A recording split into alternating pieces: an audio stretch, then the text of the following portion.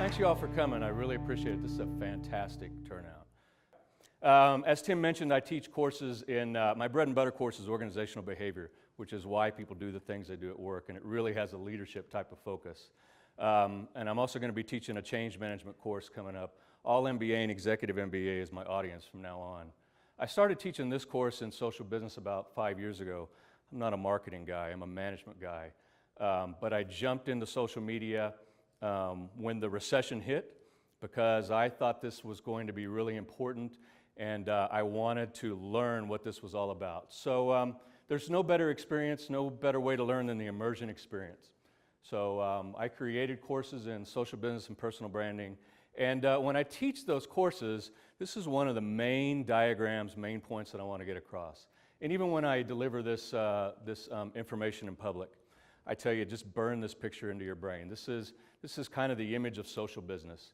So what you have at the center here is your brand. Now that could be you, your personal brand. This could be your business brand. And the way I define brand is how you add value, how you help people and do things that really matter to them. So that's at the center here. And your brand is embedded in a network of employees, customers, and suppliers. And all of those employees, customers, and suppliers that touch your business are themselves embedded in networks that they reach out to. Now, what's new about that picture? Nothing, really. Nothing. This is the way business has been forever. We've always been connected to these networks of employees, customers, and suppliers. But there is something radically new that's happened in the last 5 years, and that's what happens when information happens about you and your business. Because all of these people, these employees, customers, and suppliers, they're now hyper-connected online. Your mom's on Facebook, right? So any information, any news about you, your business, good news or bad news, now travels faster and farther than ever. If you have a mistake in your business, 6 years ago, I would go complain to my friends. I'd find 20 friends, I'd complain to them, and pretty much it was over. Now, if something bad happens in your business, we go online. We go to Yelp, we go to Twitter, we go to Facebook, and if you're unfortunate to have me, I go write it in my blog. And wherever it gets written, it now is permanent. It is a document on the World Wide Web that is archived and there forever. And because it's a document on the World Wide Web, these embedded networks can pick up the hyperlink for that document and drop it in their network of friends and begin to talk about the experience that they just had. You know, if you're a business owner, you should see that this is, I think, strategic pay dirt. There have never been better times for people that are really good at what they do. And there have never been worse times if you suck. Because if you suck, it will be found out, and it will become public, and it's not going away. And so the major lesson that I take away from that, even though I'm teaching on social business and personal branding, the main lesson that I have learned over the past 5 years and that I want to get across to audiences is you better raise your game. Excellence, operational excellence is now a strategic imperative. You've got to be really good at what you do. But really, I mean, just being good at what you do, that just keeps you in the game. That's just kind of the ante to even be able to play, because increasingly those people that suck, we don't see them anymore. They're out of business. So what is real excellence? What is excellence? You know, as I've actually been interested in my whole career as I looked it up on the web. People have been talking about this for a long time. So who am I to tell you what excellence is? Your conceptualization of excellence and the way that you go about achieving it is going to be based on your perception. And your perception is going to be based on your experience. Well, mine is mainly grounded in business, management, leadership type of stuff. So I like to think about excellence in terms of how employees behave at work and how we can lead organizations to become more excellent. At our last TEDx University of Nevada, Huggy Rao was one of our speakers. Anyone there at TEDx University of Nevada? We'll come to the next one. It'll be a great event too. He and Bob Sutton wrote a book called Scaling Up Excellence. And he defined excellence this way. It's when people do the right thing when no one's looking over their shoulder. And this is important because he's talking about how do you spread excellence in organizations. If you have to monitor people to get them to do the right thing, that's not scalable. That costs too much money, takes too much time. You've got to get people to the point where they do the right thing because they want to. Now, I love this definition because this is how I talk about leadership. When I teach organizational behavior, leadership is kind of my punchline, and this is how I define leadership. Leadership is doing the right thing. And I love that definition because you don't have to be called the leader to practice leadership. Whenever you're thinking about what is the right thing to do, you are practicing leadership or training your mind to practice leadership. So I love this definition.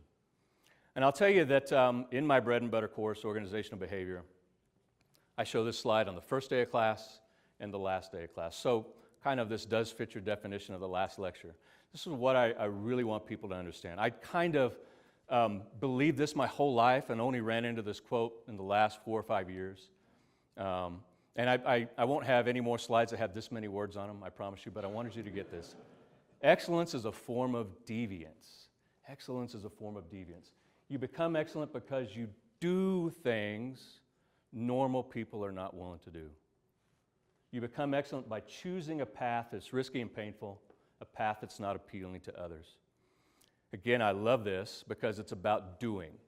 And when I teach organizational behavior, that's one of my main points. You're not going to change the people that work for you, but you can change what they do. You should be crafting the things that they do. And the other thing I like about this is by definition, all of us can choose to become excellent. It's a choice that we make to take a path, to pursue a different means than other people are pursuing. Now, you shouldn't wait for permission to start walking down this path, because if you wait for someone to authorize you to do things other people are not willing to do, you're going to be waiting a long time. That authorization is not going to come. You've got to give yourself permission to choose to do things other people are not doing. You've got to be self-authorizing. And that self-authorization has to be pointed towards something important. You shouldn't wait around for applause, because it's probably not going to come either.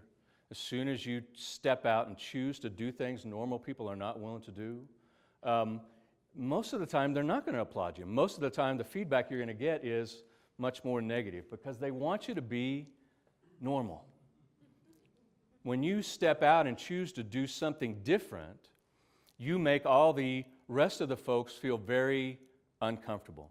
Now it becomes readily apparent just how normal we are, right?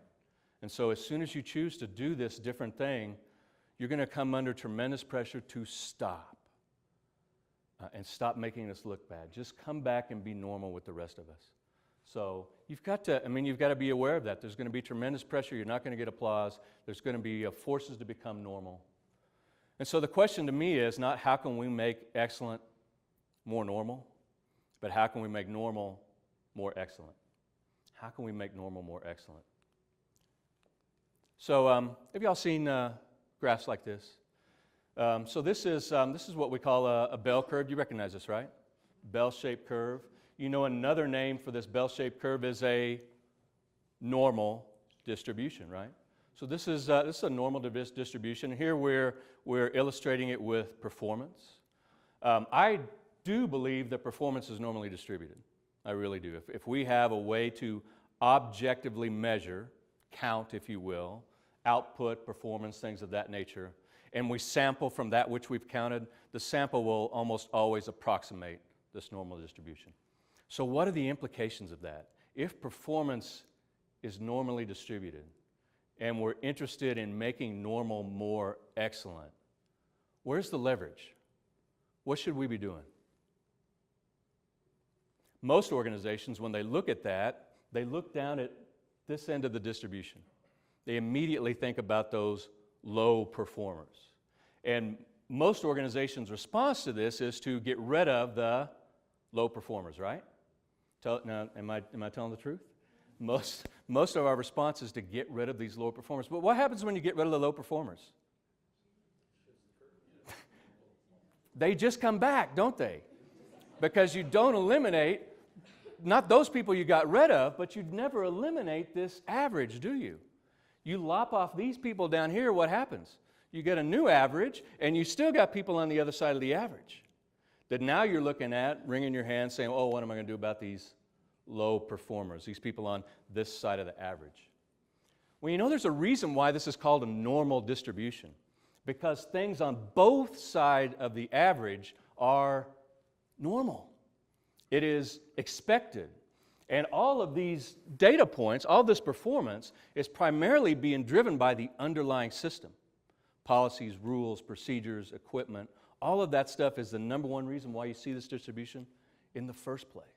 So getting rid of low performers is not where the leverage lies. And it doesn't do anything for the high performers. It doesn't do anything for what they're able to accomplish, what they're able to achieve. The real leverage is in shifting the curve.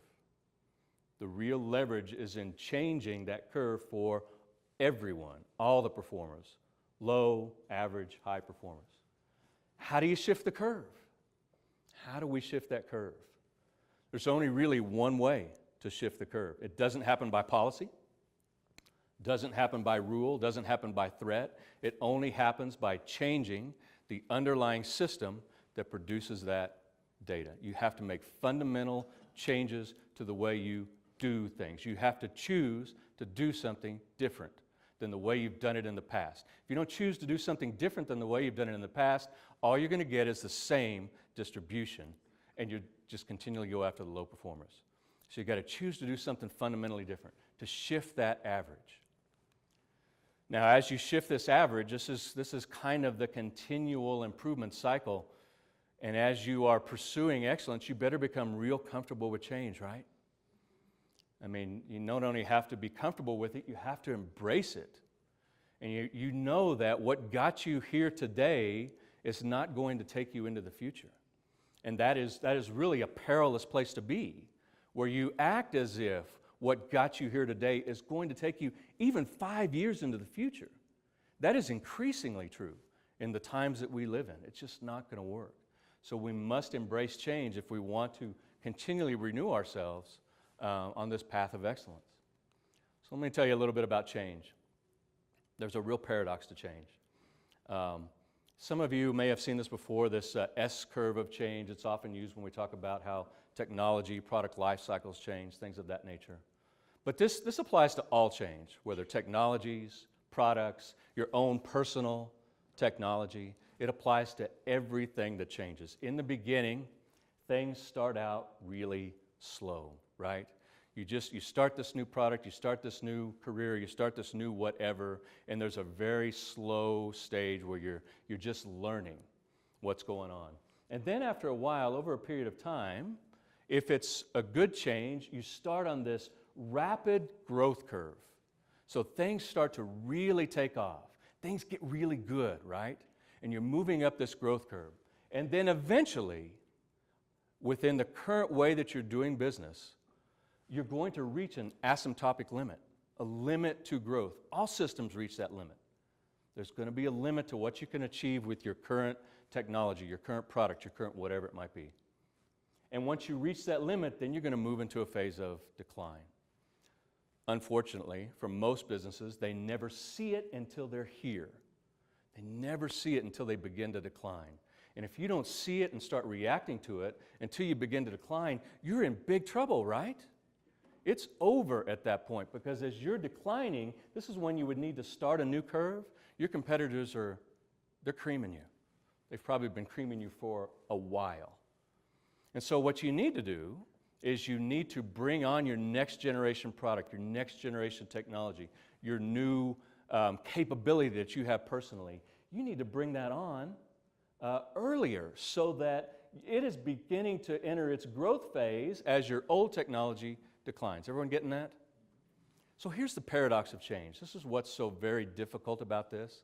The paradox of change is, at the very moment when we should be changing, when we should be starting something new, what's happening at that very moment?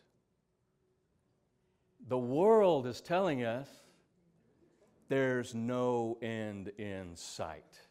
You are tremendous. You're you're excellent. You always, and you buy the lie that you always will be excellent because we're masters of self-deception. We love to tell ourselves stories that make us feel good but really aren't true. But you should know that this is happening. And you've got to know that the time to change is when all the signals from your environment tell you don't change. That's the time to start so that you give yourself the luxury of time to be up that curve before your decline begins to happen. That's the discipline of the second curve. So the discipline of the second curve means we always, that's your normal operating posture, is to always assume that you're reaching the top of that curve and that there's a sense of urgency about starting that new thing that's going to take you into the future. Because I promise you, if there's not a sense of urgency, what is there? There's complacency. There's normal. And normal is very comfortable. We love normal. Normal's not risky. Normal's comfortable. Normal's safe. Normal's secure. But normal doesn't get you to a sustainable future. Excellence does. So this is the discipline of the second curve. We've got to start changing early, even when it doesn't seem like that's what we need to be doing. And what is it you need to change? I mean, there's a lot of business folks in here, right? You've seen all this stuff on mission, vision, values. That's all good stuff, right? Yeah, right. So this stuff will change. Your mission is what you do, how you do it, where you do it. That's going to change over time. Your vision is going to change. We think that vision is this real magic sauce, but I got news for you. How many of you have ever been around an organization where they actually accomplish their vision? That's really rare. They set this vision out, and then are you ever there to see the vision accomplished before someone else changes it again in the future? Rarely. And values are a little bit more steadfast. They're less likely to change. I'm not a huge fan of mission statements. I think most mission statements aren't worth the paper they're written on. They do nothing to guide daily behavior. As you and your employees are out there interfacing at the most important interface with your customers, where it's being decided if you're excellent or if you're just mediocre. Are you missional actors? Are you thinking about your mission? No, you're not. Mission doesn't do anything to guide people's daily behavior. And so the real leverage, the thing that does not change, but you must discover, is your purpose. This doesn't change. Mission, vision, values, that's all going to change over time. But you need to get a real sense of urgency about understanding why what you do matters. Because this is what drives performance. Purpose lives in the hearts and minds of those that serve the purpose, not the mission. And so it's got to become really clear to you and your people why what you do matters.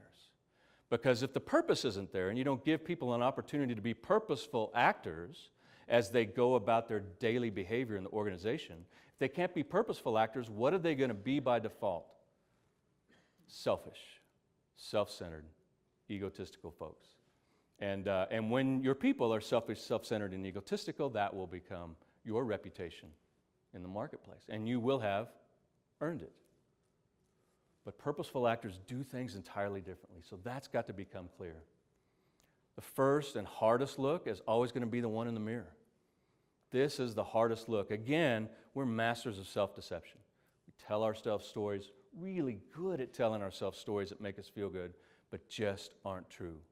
But this is where it all starts. Am I a purposeful actor? Do I understand the values that I say we want to operate by? Is my behavior aligned with those values, or is there an integrity gap? Is my behavior not aligned with the values I say that we espouse? And another very important look in the mirror that you have to take is you got to free yourself from the fear of what other people think about you. If you live in fear of what others think about your choices, it will constrain your choices. And when you get to the point where you free yourself from these external sanctions that others can place on you, that's a liberating point. And when you get to the point where you've looked at yourself, and this is continual, you can't stop looking in the mirror. This is a continual focus that you have to stay on. Then you look outside. Now I'm going to look outside and I want to leverage my time. I want to try to enable excellence. And where's the leverage lie? The leverage lies in the underlying system. Leverage lies in the underlying system. I love this quote from Pfeffer and Sutton that law of crappy systems trumps the law of crappy people. But whenever we see people behaving badly in organizations, and I'm going to talk about bad behavior here in a second, we commit what we call the fundamental attribution error. We always blame it on the person that's behaving, right? And we never see the underlying systemic structure that led to that behavior, the policies, the rules, the procedures, the pay, the whatever it might be. But this is where the leverage is in fixing the crappy system.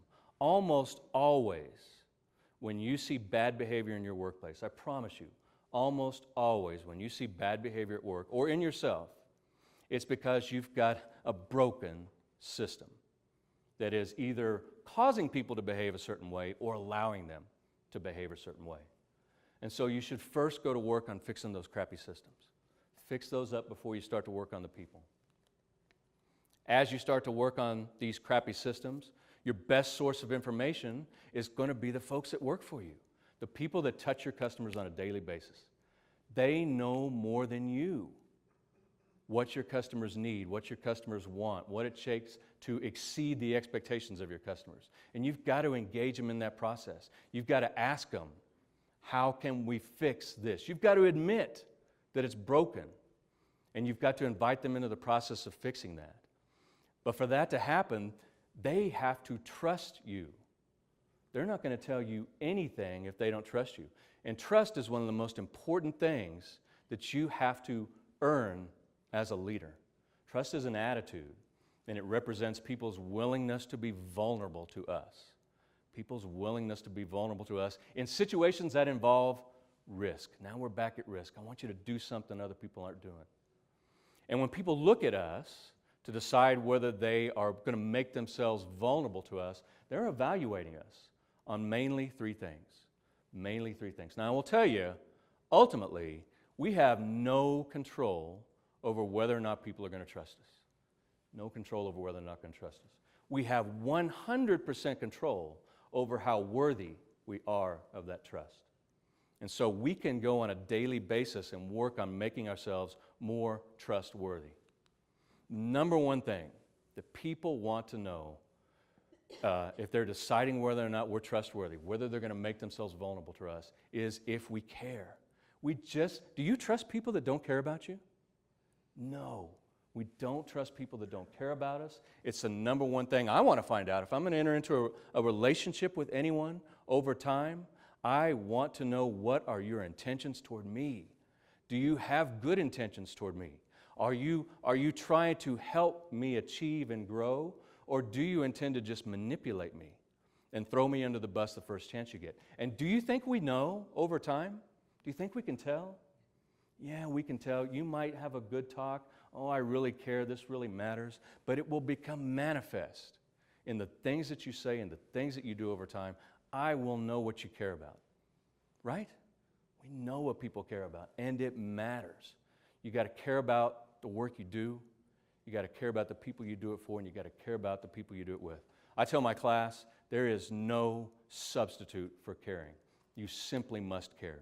And when you care, if you mess up, the people that trust you will cut you slack if they know you care.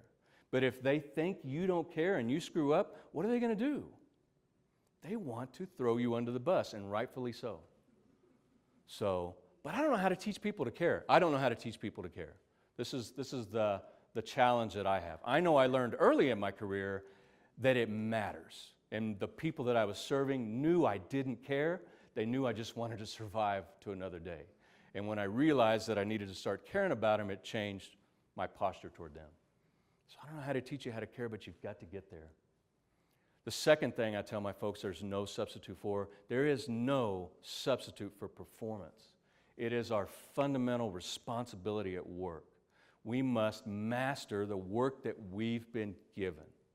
That's our responsibility. And we have to continually master that work. When we've mastered the role that we're in, then really If we are partners with our organization and we're doing things different, we're going to help you see how to do that work better. We're going to engage you in a process where we help you redefine the performance so I can do even better. There's just no substitute for performance. We don't trust people that can't do their job. We do not trust people that can't do their job. So you must be a master of your domain. And your reputation in the community needs to be that you are good at what you do. And speaking of those graduates that are getting ready to go out there, this is something that they start on from day one. I mean, this is what I tell them. Start mastering your domain and never stop mastering your domain, even as you get leadership skills as you go. The final thing people look at us that they want to know if we have integrity. Now, you think this is important, right? Integrity? We talk about this a lot. We usually talk about integrity when we're wagging the finger at someone else and saying they don't have any. That's usually when integrity comes up. But I find integrity is often very confused. People often confuse integrity with honesty. And honesty is where you do what you say you're going to do. And some people say, well, that's integrity. That's not. That's honesty. And you've got to be honest. You've got to do the things that you say you're going to do. But you can be honest and have no integrity in our eyes, because integrity is values-based. To have integrity, you have to be saying and doing things that we value. So integrity is relational. Does that make sense? Integrity is relational. You don't get to call yourself a person of integrity. You can't do that. That only comes from the people you're in relationship with. As you speak and act in ways that they value, and they are able to say, yes, this is us, then they will grant you a degree of integrity. So what does this mean to us as leaders? We do need to listen to what our people value, and we do need to reflect that. And I know when I talk about this, some people have a problem because they want to think that they deem themselves as having integrity. I mean, I will tell you, there are some places I can't work because I can't speak and act like that. I wouldn't fit there. I wouldn't be able to have integrity. Does that make sense? So, these are the things that people look at us when they're trying to decide if they trust us. And what is one of the number one things people value? Fairness. I mean, this is something that comes out near the first day of my class and up to the end. If you want to be a credible, effective leader, you must be absolutely, totally fair. If the reputation about you becomes that you are unfair, you are finished. You're absolutely finished as a leader. And for me, fairness means transparency. To just as much as possible operate like an open book. So here's who I am, here's what I do, here's how I do it, here's how I'm going to evaluate the transactions we have together. I don't have anything hidden behind my back. I'm not making a special deal with someone in a backdoor room that you're not getting. I'm totally, completely, utterly transparent as much as I can be. Inspect me and challenge me. So fairness is absolutely critical. Got to be fair. You need to surround yourself with people that will tell you what you need to hear, not people that tell you what they think you want to hear. And this is a real challenge for us as leaders, because as leaders, we tend to surround ourselves with people that make us feel good, right? We like to feel good about ourselves. And we'll surround ourselves with people that tell us what they think we want to hear. And we don't even see it. And in our inner circle, the people that once challenged us, the people that once disagreed, the people that once dissented, the people that once said we should be doing something different, those people are gone. We know where they're buried. They were executed in the square outside the office. We know where those bodies lie. And so, but you've got to do that. You've got to surround yourself with people that will challenge you. And there's another paradox here. You will not surround yourself with people that challenge you if you've never challenged. You've got to learn this discipline as a follower. It is more important how you follow than how you lead, because you learn how to lead by how you follow. And one of the most important things you need to learn as a follower is how to challenge. One of the most important things you need to learn is how to tell people of different status, of different power positions, what you think for purposeful reasons to improve the broken, crappy system. You've got to learn that discipline as a follower. And you've got to understand how valued it is. And you've got to know that when you challenge as a follower, you're probably not going to be invited to do that, and you're probably not going to be applauded to do that, but you do it anyway, even if it hurts, because someday you will be the leader, and someday you will need to surround yourself with people that tell you what you need to hear. And if you've never done it as a follower, I promise you, you'll never do it as a leader. Which is why most of our organizations are full of yes people. Right? People do just nod their heads, say yes, give 110%, but never challenge. But we need people to challenge us. Silence is the enemy of excellence. Silence is the death of excellence. When good people know that these systems don't work and they're broken and we need to fix them, and they don't come forward and say it, that's the enemy of excellence. And I would tell you that as leaders, we're responsible for that, but it's overly simplistic to just blame our leaders. We share in that. As followers, when we don't step forward and say something, we are full contributors. We can't shirk our responsibility here. You've got a responsibility, whatever your role, to step forward and say it. And so because we know we need to surround ourselves with people that will tell us what we need to hear, that is risky. And so courage is not the absence of fear. Courage is the ability to move forward through fear. And so we have to, in the way we interact with everyone, whether we're a follower or a leader, we have to speak and act towards people in ways that gives them more capacity to move forward in risky situations. We need to encourage people, not discourage them. Listen to yourself. What comes out of your mouth? Is it the rhetoric of encouragement? Yes, we can. Yes, we should. That hurts, but thank you. Or is it the rhetoric of discouragement? I wouldn't say that to him. Oh, don't you know what he's like? I mean, this is the rhetoric of sit down and shut up, and sit down and shut up doesn't do any good for you or your organization. So we've got to move to encourage people.